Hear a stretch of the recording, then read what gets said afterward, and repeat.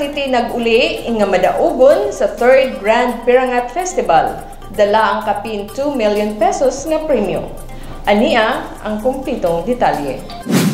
Ladies and gentlemen, from the capital of Visayas Occidental, Oroquieta City!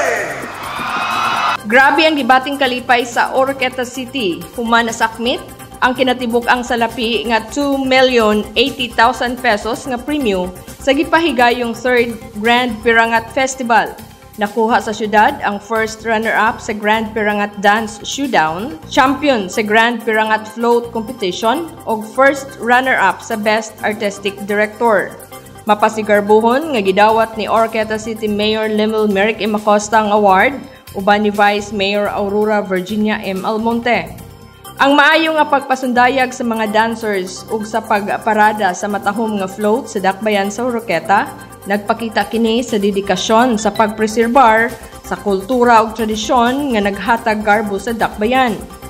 Ang syudad nagpakita og maayo nga presentasyon batok sa 8 ka mga contingent nga magtigay sa 3rd Grand Pirangat Festival. Higpit ang kompetisyon apan wala napakyas ang dakbayan nga nagmadaugon ug naghatag garbo sa taga Oroquieta. Ang kalihukan gipasidunggan sa presensya ni Senadora Amy Marcos ug Deputy Speaker Congresswoman Camille Villar. Ang ilang pagtambong naghatag og dugang nga kahulugan sa pagsilibrar sa kultura ug tradisyon sa probinsya sa Misamis Occidental.